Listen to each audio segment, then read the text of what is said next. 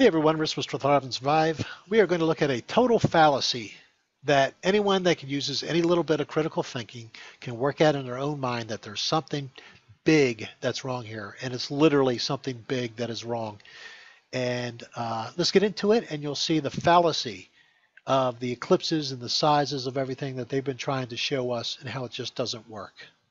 So we've been sort of looking at the sun in a sort of a flat kind of a way, because although we know they say it's a ball, when you talk about 93 million miles away, you get into sort of flat things. And we're going to see that's actually not the way to look at this. And it took a guy at ASU, Arizona State University, when we had a Flat Earth meetup, when Mike Ball was speaking to the planetary astronomer, I think that's what he called himself. He said something that was like a little bell went off my head. It was like, oh yeah, because when I spoke to him just a little bit, and I was trying to show him that you can't, from one light source, make a larger object smaller. And he got to talking about how, the sun isn't flat, it's round, and it comes off at all angles. And I'm like, oh, you just killed yourself. You just don't even realize it. So let's take a look at a couple things that they've been teaching us and see the huge fallacy. Now, when you look up the science of how the seasons are made on the Earth, you always get this. You get parallel rays striking the Earth. And the reason why, for example, 43 degrees is your angle right here at this part of the Earth is because the curve of the Earth is 43 degrees from parallel right here where it strikes at 90 degrees. If the sun came in at different angles, you could never calculate where the sun was on a curved Earth. It has to be parallel, and when you do the mathematics, I can't find the calculator. It used to be there. They probably took it down. But if you calculate the light coming off an object, even a flat object is what I assumed, at 93 million miles, it doesn't matter flat or curved, I think it's 89.986 degrees. So virtually parallel they have to strike. And here's another example. And why is this important? Again, for the seasons to work and actually for you to be able to measure where the sun is in the sky and to figure where your latitude is, the sun's rays have to always strike the Earth parallel. They have to. But what do they tell us? All of a sudden, there's a change when an eclipse happens. When an eclipse happens, this is what they show us happens right here.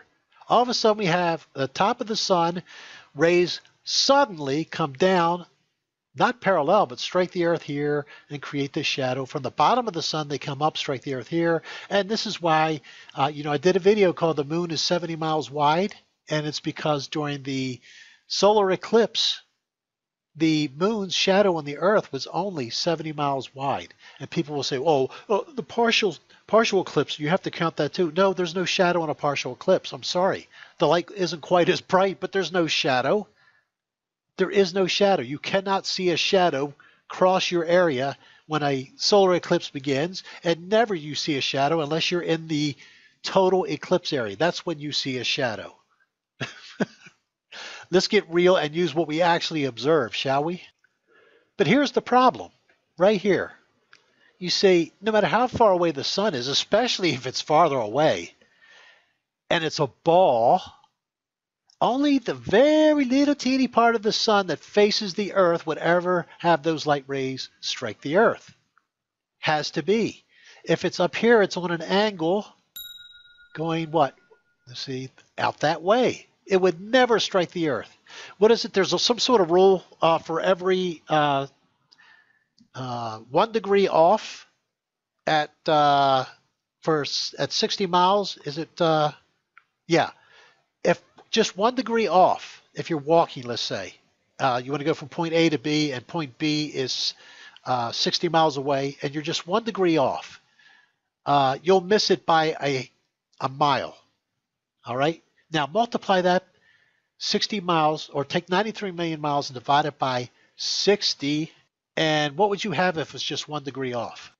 Well, I just did the math, and if you're just 1 degree off of parallel facing the Earth, by the time, since we're 93 million miles away, that light beam, all right, just 1 degree off of parallel from the Earth, which means just slightly off of wherever we are, center of the sun, would miss the Earth by 1,000,000 550,000 miles. And yet they have at the top of the sun and the bottom of the sun these rays crisscrossing all of a sudden to create the umbra penumbra. So only something like this would ever strike the Earth. Make sense? So in reality, it doesn't matter how big or small or far away, since it's 93 million miles, I guess you have to say that the exact size of the Earth is the only light rays we see, which means it's the same size, because all these other angles are going other ways. We'll never strike the Earth. We'd never see it. No way around it. So again, this is what we should see and what we've been doing. All right, this is how science shows it, except they show it a little different. Let's see how they show it. All of a sudden, see, this is how you would actually see the rays. They would come off at the different angles, never strike the Earth. All right, now they have them on top here. Instead of going up like this, they come down and they create this little 70-mile shadow across the Earth, right? So if the rays were truly parallel, you'd have this 2,100 roughly mile shadow during a solar eclipse. But they have to show it this way so that we get a little 70-mile eclipse. Okay, not the parallel like just flashed up there for a second. So let's continue. Here's another way they show it. This is a diagram from the how they were showing the eclipse, the Great American Eclipse of 2017. See, they have to have rays that are actually should be going up in this direction, coming down and making a very small shadow on the Earth. Sorry if my dog barking got in there. So Apollo supposedly went to the moon, and they took pictures, and you saw the Earth in the background. So let's see what kind of size of the shadow that should be cast, all right, when the Earth blocks the sunlight on the moon. So we're going to look at lunar eclipses here. So here we have Apollo. Here's an Apollo astronaut somehow in the vacuum of space with his 12 layers of cloth, machine and hand sewn, holding at the vacuum of space, and or holding in his pressurized suit from the vacuum of space. Another video on that coming up. And here's the Earth. Wow, what kind of shadow do you think that would cast on the moon if it was blocking the sun? I mean, there's the arc. We should see the size of the arc of the shadow on the Earth, right? I mean, on the moon during a lunar eclipse. Let's look at actual eclipses and see what we see. And remember, because the sun is far away and we get these crisscrossing solar rays, we get a smaller shadow. So when you reverse it, it's still the same distances. You just put the Earth in front of the moon. The Earth should be casting a smaller shadow than even this. Well, let's take a look at an eclipse. Here's an eclipse, and this part right here is the Earth shadow, right? We're going to see it before it turns colors also, because people will argue, oh no, you got to look at it the other way, Rich. I'll tell you, cognitive dissonance just kills everybody. So I did a little arc here to match it up, right? See how it matches there?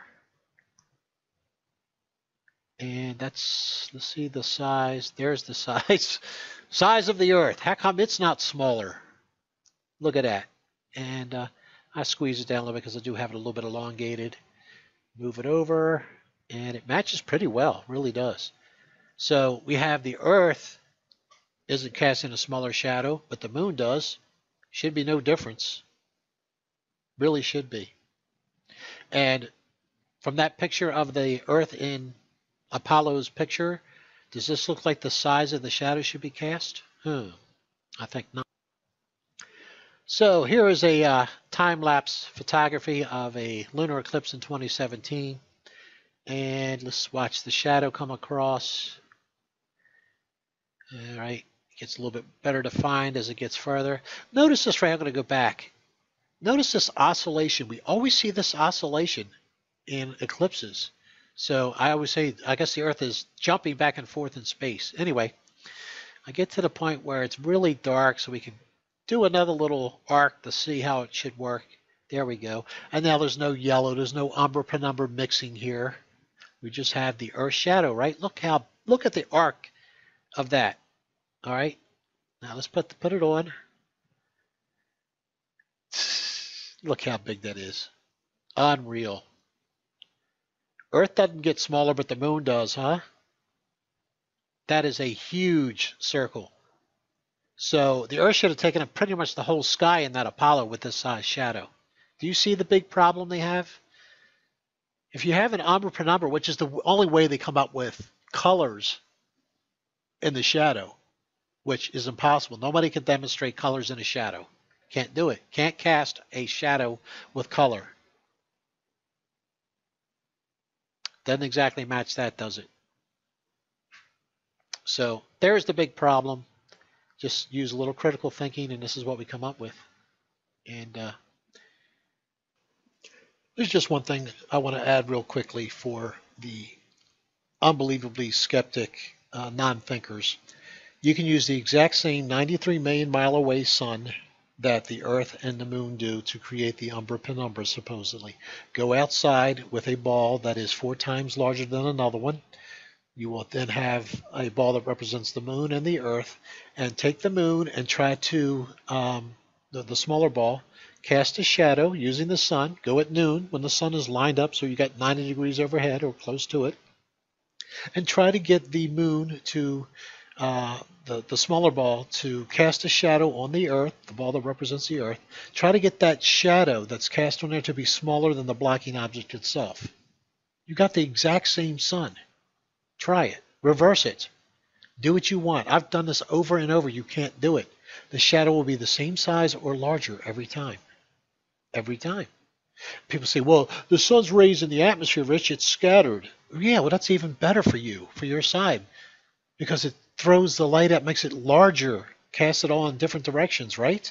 That's what they say makes a smaller shadow, is when the light is diffused in different directions or a larger object. So it's all for your favor. Go out and try to do it before you poo-poo this. You can do the actual science yourself. I've done it. Find out what exactly is going on, which is we've been lied to. NASA's big problem.